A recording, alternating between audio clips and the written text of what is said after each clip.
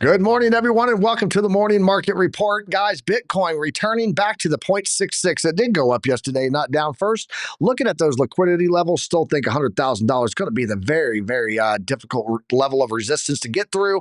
Watching that closely, though, today, guys, we are in FOMC day. We do have a lot of green bubbles on the daily and maintaining a good majority on the hourly, starting to see some cracks and some pullbacks overall in the markets. But, guys, we got to talk about this today.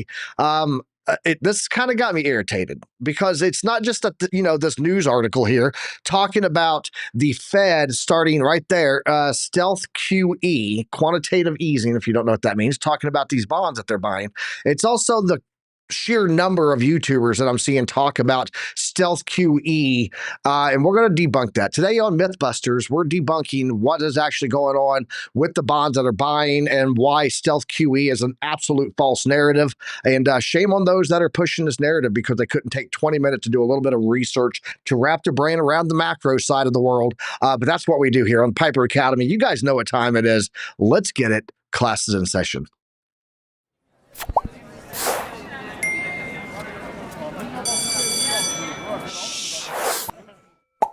Good morning, everyone, and welcome to the Morning Market Report. I'm Army Piper. This is the Piper Academy Network, and you're watching the Morning Market Report with Army Piper and this guy, the OC guy. What's up, dude? How you doing, man? Oh, doing fantastic. Wait. Everybody's looking at my real identity. Let me just place on my glasses. There we go. There you go. Now, who are you? What's your name? What's up, dude? How you doing today, bro? I'm doing fantastic. I mean, it's a great day. Bitcoin pumped up as we were expecting. I actually broke some of my resistances. So I'm you were right. I was wrong. You were right yesterday. I thought we would go down to clean out that liquidity down below first and then go up. You thought it would go up and clean out some more of that liquidity before it goes down. I was wrong. You were right. You're smart. I mean, I'm dumb. You have great hair. I have none. Wrong, man. There's no right and wrong in trading, right? I mean, the liquidity was down there, and we were very close to grab that liquidity, right? I mean, I just for sure. Well, we are in support. I'm gonna have a position. What gives, right? So yeah, I mean, I would say that in trading, there is no that I was wrong and sort of right. I mean, as long as we are making money, as long as your profitability, I had a 50-50 chance of being right, or we could have just consolidated. I guess that's consolidation sideways is like the 0 and the 00 on a roulette wheel. Like it's either going to be red or it's going to be black, or there's that chance it just it's 0 or 00 and you don't win either way. So yeah, 50-50 or it's sideways. That's your answer right there. So but hey, we did go back and grab a little bit more liquidity. We hit that level. Matter of fact, I'm going to go ahead and jump in on that chart and just start with that right out the gate today. And then we'll jump over into the news and talk about that. And yes, you're right, username. I'm already dropping truth bombs right out the gate today. I ask OC. I was a little irritated when I was talking to him about it. All right, so what I'm watching here on the 4 hours, guys, we did do a return last night straight back to the 0.66. This was our previous level over here. I am being very cautious right here for 2 reasons. One, this could be setting up a double top in this region. Secondly, this right here, shout out to Alex O Crypto, could be setting up for that nice little stiletto shoe right there. So be very careful. Inverse stiletto going on top of a possible double top. But overall, we could just be setting up this. And I just want to be honest here. We had this entire range period right here where this was like our bottom and top range during it sideways. We could be starting to set this up as a range, and I'll be okay with that. But I'm still holding that $100,000 is going to be a pivotal area for possible return. That's just based on the liquidity that we're seeing. But looking here at the monthly, guys, we are still making a pretty decent candle for May. So selling May not be the thing, and we're still holding that structure for another saddle ride up on the MVP oscillator. Just looking here. On the weekly chart, this is my high time frame tops and bottoms. We are still hitting on that volume node also right now, guys. So not seeing any breakthrough on that one quite yet. If we do, that level that you need to watch is going to be about 103.5. that would be back into our golden pocket, which has historically been our top. So watching closely. But as of right now, money flow on the weekly looking pretty decent on Bitcoin. OC, let's go ahead and let you jump in to show what you're showing on Bitcoin, and then we'll get into the news because I want to have time to break down that news on stealth quantitative easing today on Mythbusters Piper Academy edition. What do you got, OC? Oh, absolutely. Let's just submit in yesterday's real range that we were here. But right before, let's just remind us that we were on a big area of entry, right? This whole channel here. I'm going to be zooming out a little bit afterwards, but let's just remember what happened on that 15 minutes range. Remember, this was the topping here, this was the bottom, and we were looking for a possible breakout, right? It didn't matter what it was going to be breaking out. Remember, this is a range. So what we try to do is position ourselves at the bottom for a long and at the top for a short. We hedge it, and then we get one stopped out and then a continuation, right? Let's go back to the 4 hours so very quickly, and let's see through all of the kindergarten lines that I've been drawing here. So the most important one, it is this one here, and this one is not out of the way. Why? That is dynamic reactor daily, all right? We still need to have a bouncer dynamic reactor daily, all right?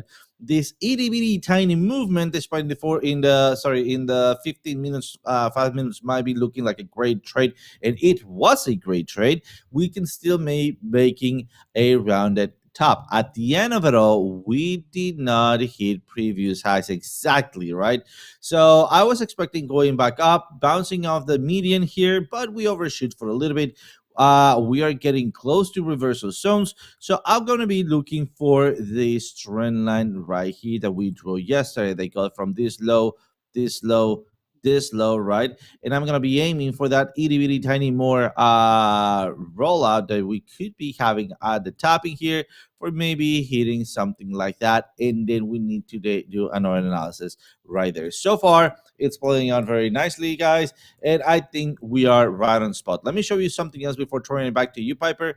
And this is my market dynamics pro liquidity zones. At this point, let me just bring up chunky candles. All right, so chunky candles, it is showing me here that we're fighting to break through this area of resistance, right? The liquidity zone. Previously, on that liquidity zone, we reversed, and it seems like we are being grabbed off liquidity. Where to? Somewhere around 79,700, or even somewhere around, let me cut it, the immediate center, 97,400 ish, right? And then at the bottom, that is a very clear zone where we get rejection or support at 93,596. So do expect a little bit more of ranging here until we start breaking any of those. So just by the looks of it, it seems to me that dynamic reactor is coming in strong, and we are going to end up breaking to the upside. But looking at macroeconomy tells me that we're getting ready for a pullback. So again, it is not that we know, it is that we take the chances based on where it is loaded to, right? And at this point, it is looking like a possible reversal. Yeah, I'm thinking the same thing. I'm along the same lines of thought there with you. Let's go check out the news. I want to break this down and we'll get into everything that we're seeing and talk about today. Also, it's FOMC day, guys. So, you know what that means. Jerome Powell later on does look like right now no rate cuts. So let's go jump into the news. And let's talk about that. Looking at the total crypto market cap right now, this was at $3 trillion this morning. So we're already seeing some money wash out of the market cap. It's at 2.996 trillion now. Trend median on that is at 3.755 trillion. Undervaluation is 20.2%. Looking at the wristbands on Bitcoin, it is now up to 54.6%, still in the two-time DCA, 2x DCA level for the Piper plan. Yeah, I bought Monday morning at a very low level, and yesterday Buck messaged me and said it's Tuesday on the DCA day, and it was at the same exact level of support that it was on Monday. So this week, yeah, Monday or Tuesday, either one would have worked for you. Definitely higher now than what it was when I bought. So, with stables right now, 64.2% Bitcoin dominance. Without those stables, it's at 69.65. I am watching closely for this thing to hit 70% on the without stables, and then eventually break that level with stables being over 70%. That would be when I think that we get what somewhat resembles, excuse me, guys, sorry, dust in El Paso. I'll be out of this place soon. I got less than a month. That's what I'm expecting to see when we get something that resembles an alt season. I just don't think it's going to be an alt season traditional like we used to have, where you saw everything rise with the tide. I think it's going to be in sectors. It's going to be in waves. So layer ones, layer twos, gaming, virtual, AI, whatever, But yeah, I'm watching that closely. That 70% mark is what we're watching for there. Let's jump over here and take a look at Fear and Greed Index right now, sitting at 67 on the Fear and Greed Index. We are in greed today. Let's go. I don't know if I had anything else at X marks the spot. I got a lot of stuff on quantitative easing. We're going to talk about that. And we'll talk about those. Oh, there is some news here, guys. First of all, India says it has carried out military strikes against Pakistan, and Pakistan says it will be retaliating. We talked about this, I believe, Friday, definitely on Monday, that regardless of what we're seeing with the tariff talks and this and that, we have to understand that there's a lot more geopolitical situations going on than just trade wars. And we talked about that there was skirmishes, incursions going on, and that they were imminent on the border of India and Pakistan in the Kashmir region over there. And that is going on. They are saying they are the brink of war between two global nuclear powers. I want you guys to keep that in mind. India and Pakistan both have nuclear weapons. So not saying that it's going to get that crazy, but it could get pretty crazy. So be aware of that. Looking here also, Trump says we have a big announcement to make. Not about trade, but something else, and it's going to be truly earth-shattering and a positive development for this country and for the people of this country. Let's take a listen here and see what this says. System audio. Oh, and there we go. And let's go see what he's saying here. People of this country. And those days are over. Those days are over. And, I said before in our meeting with the new and very talented Prime Minister of Canada, that we have some very big announcement to make. It's not about trade. It's about something else, but it's going to be a truly earth-shattering and positive development for this country and for the people of this country. And that'll take place sometime within the next few days. So, not sure exactly what that's going to be, but everyone's sitting on the edge of their seats waiting to see what it's going to be for sure. Also, speaking of Trump World Liberty, the Liberty Fi deposited, check this out, guys. Take note, follow the money. Deposited 103,911 Avalanche tokens worth approximately $2.06 million and 5.98 million SEI worth about 1.17 million. In addition to 7.58 million MOO worth about 1.28 million into Falcon Finance, Falcon Stable, and then minted 2.05 million USD Falcon. So they sold a bunch of stuff and minted some stable coins. Be aware. Be aware. Don't know what they're going to do with it. Don't know what their plan is. Are they planning to do some big purchase buy and they are waiting for some lower numbers? I'm not sure, but that is what's going on there. So let's go. I think that's about it, except for this. We'll come back and talk about the QE. FX Revolution. FX Evolution. Let me get that name right. Who is right? He's showing this chart here from the past 4-week average from hedge funds, institutional clients, and private clients, aka retail. And you guys can see hedge funds for the past 4 weeks, massive sell-off, negative flows since December 2024. Institutional clients, sell-off since January 2025, negative flows, and then private clients since December 2024, rolling 4-week average, guys. Retail pump. So institutional hedge funds have been selling a lot of our money. I told you about this, about $40 billion of the money that came into the markets on this most recent rally was retail. So they are the ones buying, not the hedge funds and institutions. So we'll have to wait and see. We'll know in a couple of months, 1 to 2 months, we'll know who was right on this, evidently. Looking at liquidations in the past 24 hours, we are seeing in the past 24 hours, 100,404, 100 1,404 traders were liquidated. Total liquidations coming in at 2.35 or $235.19 million. Largest single liquidation order was on Binance. It was ETH for a whopping $8 million in a single liquidation. Let's go check out current price action today, guys. Bitcoin up 3.3% on the daily, up 0.3% on the hourly, sitting at about $97,200 there. Ethereum's up 3.4, looking pretty decent there. At $1,829. What's other big movers here? Let's see. XRP, nope. BNB, nope. Solana, nope. Not performing as well as those two. Cardano is up 3.6%. It's in line with the Bitcoin and Ethereum move. It's at 67 cents. SWI is up 3.7% today. Hyperliquid at number 20, up 6.3%. I will give out a shout to Bitcoin Cash. It is at 3.1%. But you can see pretty decent moves today. Chronos, native token.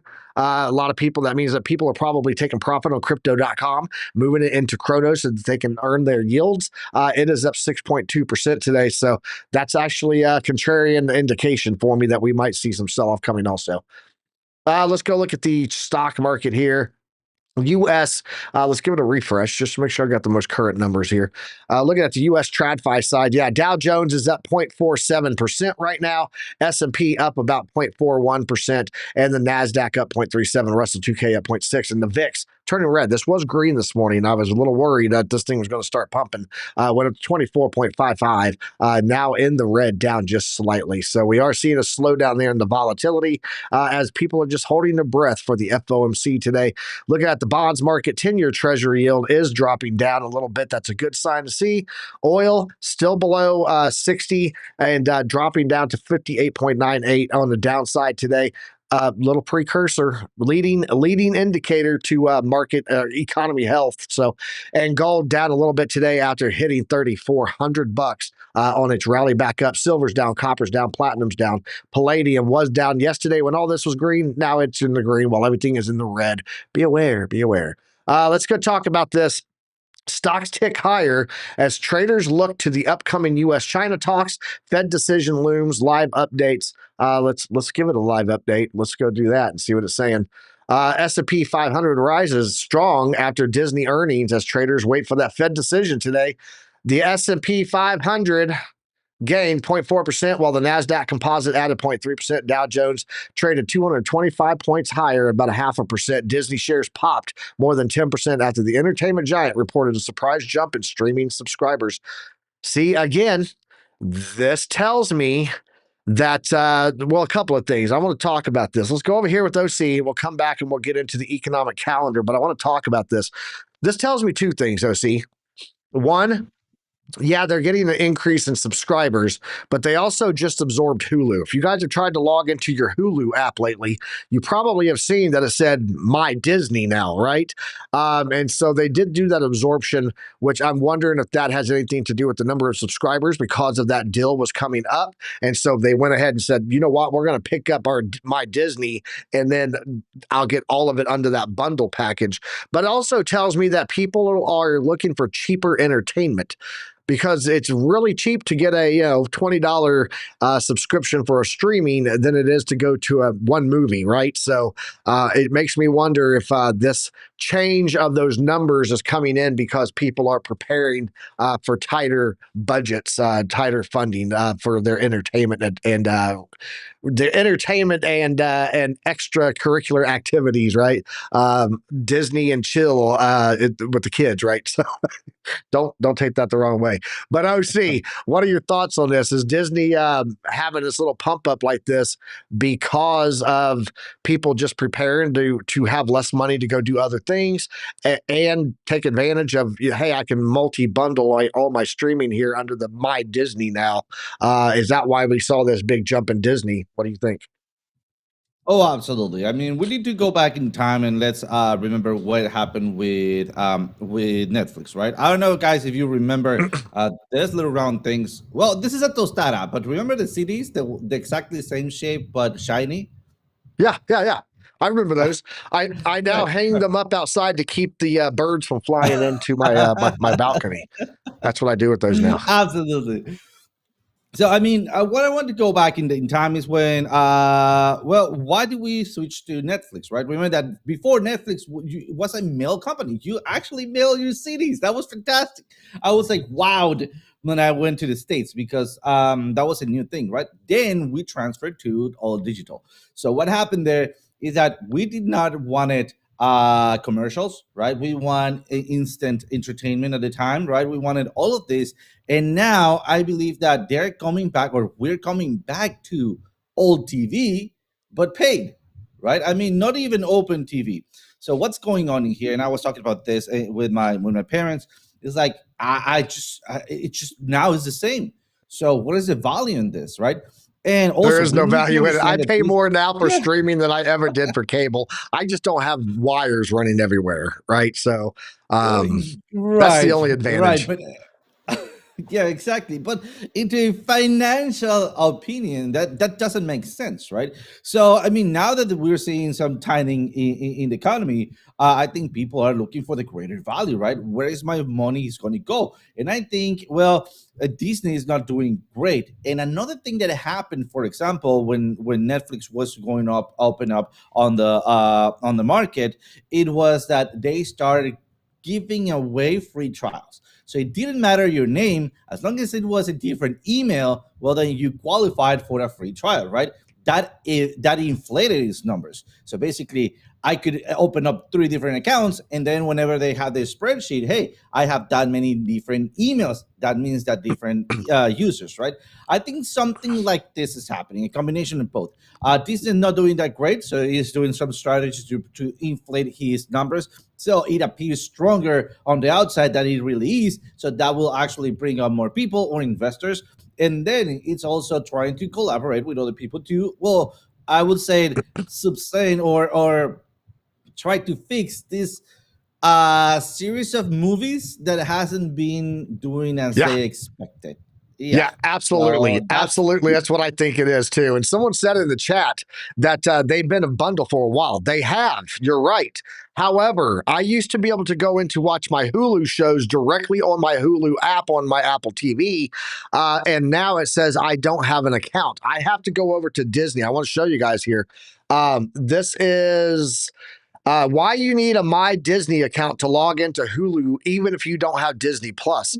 So that's why they're seeing that increase, because now you go into the main screen for Disney, and it's under Marvel, Star Wars, Disney, whatever, right? And then Hulu is one of the tabs that you can click on to go to your Hulu. So now they can push all the things that they're showing on Disney right there on that home screen to entice you to, and it's becoming this feeder for them to get more accounts. So yes, it has been around for a while, but you now have to go in through My Disney as I guess yesterday, because that's what I had to do yesterday. My Hulu account was deactivated by Hulu, and I had to go into My Disney to get to my Hulu shows, which kind of pissed me off because it took away all of my cookies and history of, so hey, you're on episode 22 of the season whatever, that was gone. So yeah, and let it me was remind you trash. It was trash.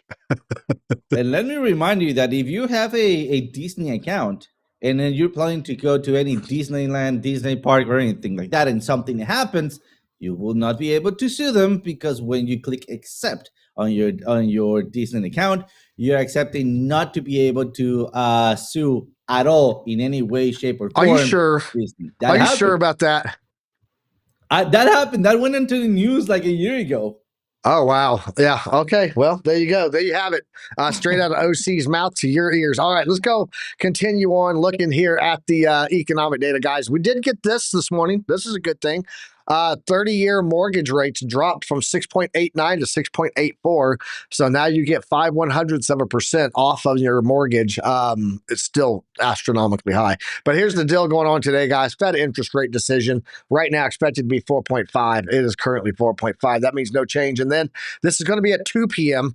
And then at 2:30 p.m., we're going to get the Fed press conference going on. They're going to be talking about Jerome Powell's going to be opening his mouth, and he's going to be talking about stuff. So Disney movie's been bombing. Disney Plus doesn't make money, which is why they bought Hulu. Yeah, exactly. Yeah, you're 100% right, username. I don't hardly ever watch anything on Disney, but I watch a lot of Hulu. So let's go take a look at this here, guys. This is 7 May. I'm sorry, it's just bright. I can't do anything about it. 17 May, that's today. 99% chance of no change. Let's look at June. 69.3% chance of no change for June now. And then July, it's at 26.3. So we're not looking at any quantitative easing going on between May or June. So, Fed may wait longer to cut rates. Yep, exactly. And we know that because we can do our own data research. Thank you very much. Looking at the heat map here, guys, this is what I was talking about earlier. You can see that we do have this nice little heat map level here of about $1 billion, sitting at about 97,000 up to about 99,000. After that, it goes dark. If they want more liquidity, they're going to bring it back down to this $90,000 range. And I do think that we are going to see that happen. If this gets cleaned out, it is the closest area, and then see it pull back. I think that is the case. But I want to talk about this article here. Fed buys $20 billion in 3-year bonds, largest daily purchase since 2021, signals stealth QE and crypto market liquidity surge. I want you guys to remember this date, 2021. Okay. That is the largest date going back that we've had for bond purchases. And if we go over and we look at X and we get into here, guys, we have some craziness going on. And I want to break all this down. This is the pipe bomb. Dropping the pipe bombs, truth bombs for you guys here. Shout out to username for coming up with that one. That was beautiful. So we got True Peach 45. Okay. He says Fed starts stealth QE and nobody bats an eye. Okay. We go down here, discover crypto, stealth QE and trade deals on the same day. Bullish. Kelly Kellum, loved the dude to death. So I'm not going to say any harsh words on Kelly Kellum, fellow vet, but even he's talking about here. Fed starts stealth QE. Okay. And I don't know. Probably need to go back and watch it. He probably said this is not QE, but he is talking about it, pushing it out there. He's smart enough to have probably said, look at this tweet. This is not QE, guys, but I have to go watch. I don't know. I'm not going to speak falsely on someone. QE is here, right? They're injecting liquidity to avoid rate cuts, 3-year bonds, right? And we look here, James Choi, market has the Fed Powell by the balls. Market also knows the Fed is doing stealth QE, okay? This is what they're talking about. Now I'll go right here and show it to you. It's this $14.8 billion SOMA that they did here, and then the next day they turned around and did $20.4 billion. Okay, so that's the $38 billion or $34 billion or whatever they're talking about. But Lynn Alden comes out here and she says, "Stop trying to make QE a thing. It's not a thing right now." I want to show you how easy it was to get all this down. I saw some debate on this, and I was like, you know what? Let me go get this full breakdown. What is SOMA? SOMA stands for System Open Market Accounting, and it is the portfolio of assets held by the Federal Reserve Bank of New York that includes U.S. Treasuries, agency debt, and mortgage-backed securities. It's used to implement monetary policy, primarily through open market operations, OMOs, okay? And so I said, okay, based on this recent amount that they just bought and so on and so forth, are we in quantitative easing? Short answer, yes and no. Context matters. It's normal if, and then it goes into what that is, and not normal if is this. And I said, is this QE? And they said QE is when the Fed expands its balance sheet by purchasing bonds to inject liquidity into the system, suppress long-term interest rates, stimulate lending and risk-taking. So if the recent bond purchases are growing the SOMA portfolio and not just reinvesting, then yes, it's QE. Let's go down here and say, and I said, were the recent $14 billion and $20 billion in bond purchases under SOMA maturing security purchases, meaning the 3-year ones had stopped that they bought back in 2021. They stopped, they matured, and now they are reinvesting that. And it says the recent $14 billion and $20 billion bond purchases by the Federal Reserve System open market account, SOMA, were reinvested purchases from maturing securities, not new asset purchases aimed at expanding the balance sheet.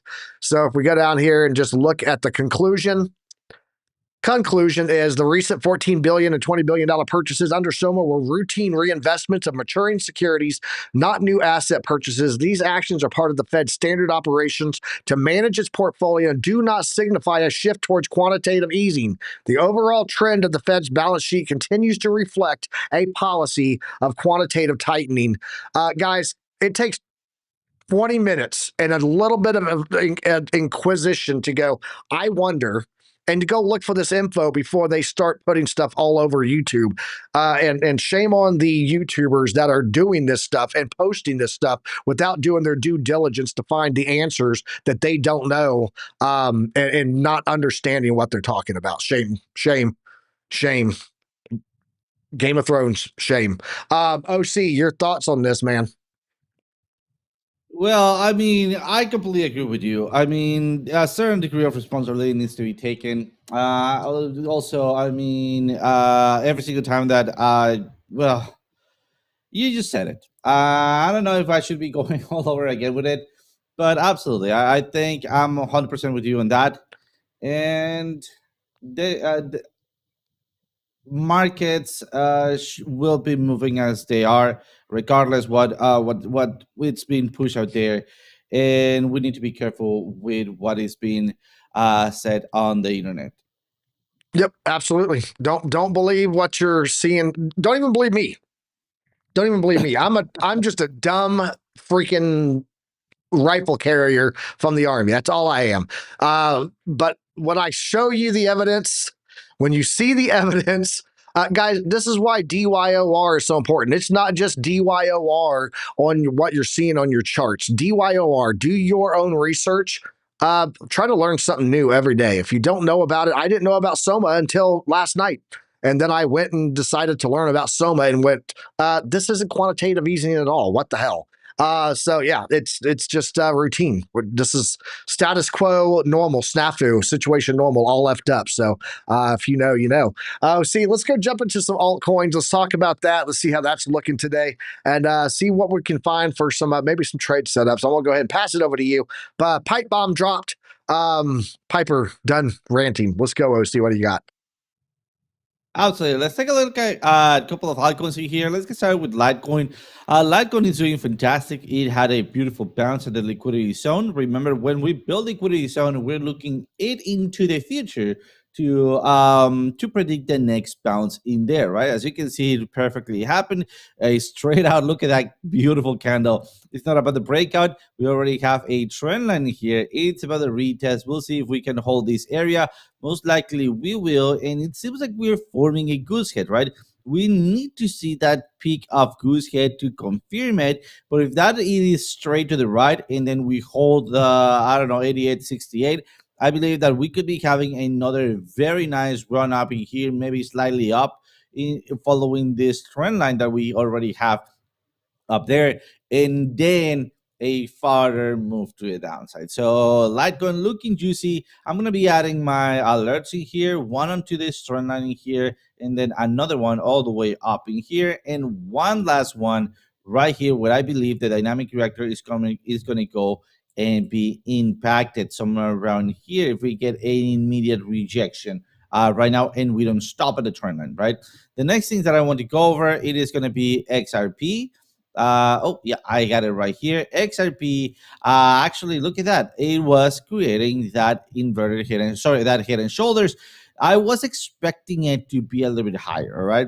It did not happen. It actually went a little bit lower, creating a new, oh, there we go, a new maybe here we go, neckline. And then also, if you were following the previous analysis, let me hide this up. We were also into a range, right? What's happening with this range? The range, it's broken. It's not about your breakout. It's about your retest below dynamic reactor in the 4 hours, waiting for that rejection. And if we have flip of the ribbon, I think off we go. And we've been looking for these areas. Look at that, we have an alert at 205 and also at 196. So those are going to be my next possible entries. When I get here, I'm going to be looking at my oscillator. Is it piercing through? I will be buying. If it's bouncing or having a flip of the ribbon, I also will be buying. If not, I'll just wait for the next one. Something interesting is if I prolong this trend line here, you see that most likely we could be looking at another support zone right when we turn around somewhere around here. Let me just bring up a couple of my support and resistances. That will be also aligning with the equilibrium zone. Usually the equilibrium zone, it is a ranging zone. We're bouncing out of a liquidity area. I don't know if we're going to hold it. I don't think so because we are below the zero line. So I'm still backing my initial analysis. This could maybe make me change of mind, right? Why? Because I am between two order blocks. Look at these high order blocks. You're going to try to push the price up. But at the top, we have a loud order block, which is stronger. So this is telling me that maybe we could be having a formation like that, maybe a bearish pennant until one of those gives up. Which one has lowest volume? The high one, because the loud one, it is much more stronger, which indicates that has more volume. So most likely the high order block is going to disappear before the loud one, and then we're going to have a clear path to the next order block all the way somewhere around 192. Finally, let me bring up virtuals, because virtuals were getting closer to our area of entry. I was looking at first rejection in here. Yesterday, we did have that rejection. This one here, we created a double tap. In fact, we're making a new structure now. And then now that we're having this double tap and we're losing the trend line, well, then the next area of impact is going to be dynamic reactor. I think we can still do this last run up downwards before impacting the zero line in here, which is going to give us enough time to bounce out of those zones. Let me see. I have a soft order block. So let me just do something like that, fixing the order block reaction. And then what else? We have a liquidity zone and then a purple line along with dynamic reactor. So my next area of entry is going to be somewhere, there we go, around 124. That's what I got so far on altcoins, Piper. Let me pass it over to you, my friend.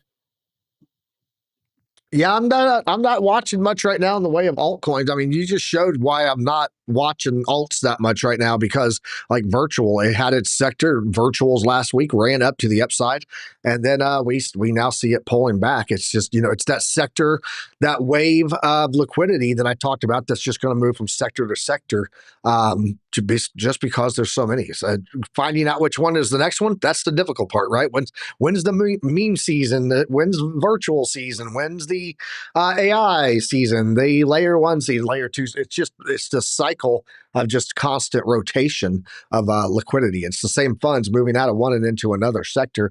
Right now, honestly, it looks more like Bitcoin and Ethereum are the big movers. Because if we jump over here, I'm going to jump to this chart. By the way, we did close CME gap, just so you guys know.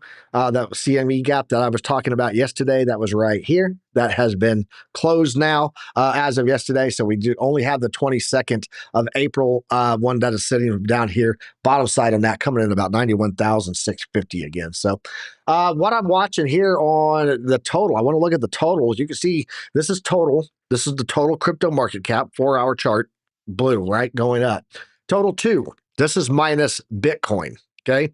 But if you look at the total 3, which is all crypto market cap, excluding Bitcoin and Ethereum, if you take a look, it's red today, guys. So seeing a pullback on total 3 when you take away Bitcoin and Ethereum today, that is where a lot of the money is pushing it to. So yeah, and Bitcoin dominance, yep, absolutely right, Lee. Looking at Bitcoin dominance, it's crushing it, guys. This is why on the DCA plan, we are just focusing primarily on Bitcoin right now. Anything that I do on alts is I'm simply just watching, putting in my DCA, and when it does a 10% retracement pullback, I'm closing out, keeping 90% of my profit for another entry on the next week. Bitcoin is the only one that I'm accumulating and stacking. I'm stacking sats right now. That is it. So OC, I don't have anything else. You got anything else you want to show the people? We can go ahead and cut it early and head out of here. I just wanted everyone to know what was going on with the markets today. FOMC, guys, we're going to have that volatility. I'm the one I'm one, this guy, which buys when Piper buys and sells when Piper sells. So there you go, bedridden. It's worked out for me well this year. And those who followed suit have done pretty decent with it. And then we dipped our toes back in with the Piper playing DCA. So volatility today, though. We're going to have a lot of it. A lot of volatility coming in today off of the FOMC. When Jerome Powell's speaking, be careful. Be careful. We could see a lot of people probably hoping that they see some rate cuts, but they're not going to get it today. That's my opinion. Just one humble, dumb, gun-carrying military soldier guy, Art Green, G.I. Joe wannabe, opinion. So, see, what do you got for the people? You got anything else you want to show them, or what do you got, man? Absolutely. Let's take a look at gold very quickly, and I'm going to cut it off in there. So very quick on gold, we were expecting this last run up to the upside in here. We did had it. We impacted to that blue line that we were expecting to impact, right? And then coming back down. So at this point, we are at the middle of the next possible movement, right? I want to talk about morphology. Remember that if you don't know what morphology is, it's just a fancy word to say, well, it's changing shapes, right?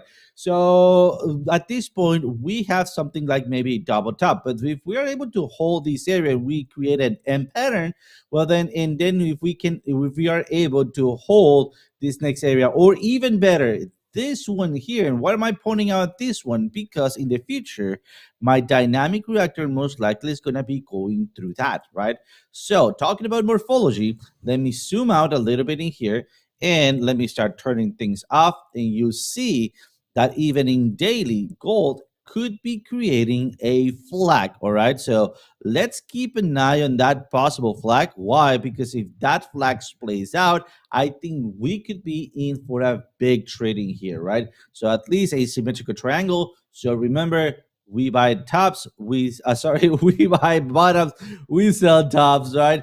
So this could be the start of that, right? So if we are able to maybe hit another top and then hit another bottom, you got two trades in the future for that. And on the daily, we are still bullish, right?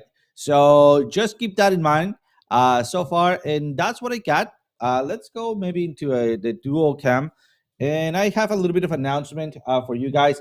I've been having my internet company has been having some issues. It's been under maintenance and usually cuts my internet at 5:30 p.m. That's why you see me not being able to jump into the trading with the OC. So last minute they cut it off.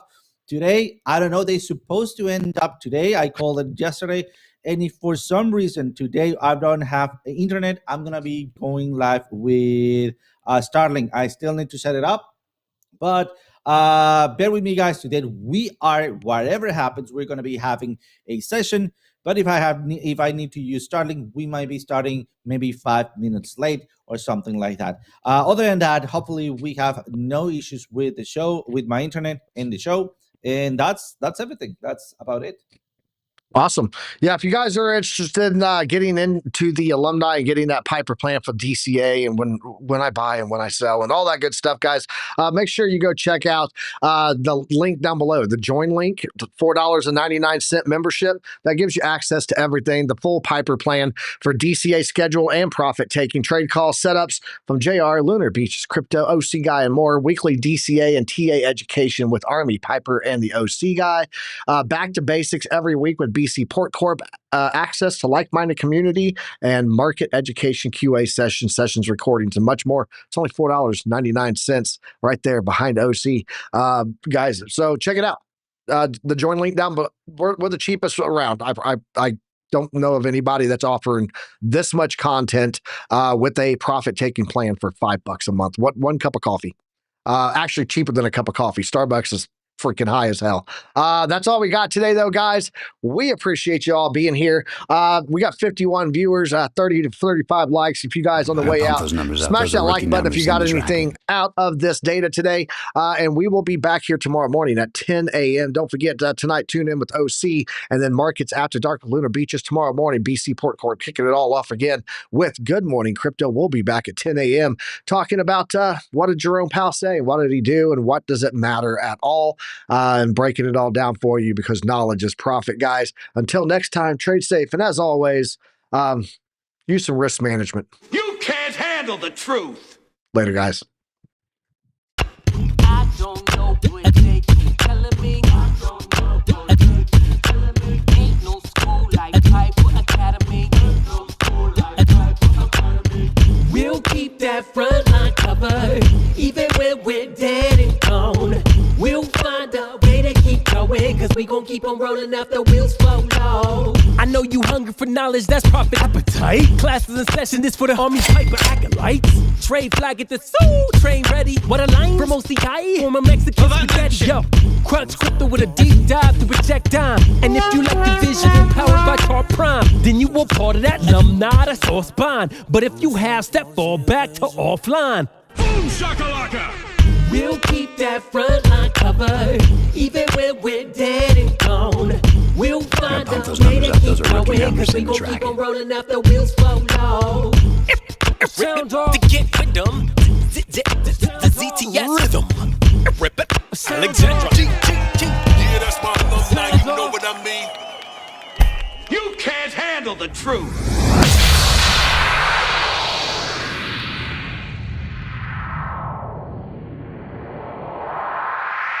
That was awesome, dude.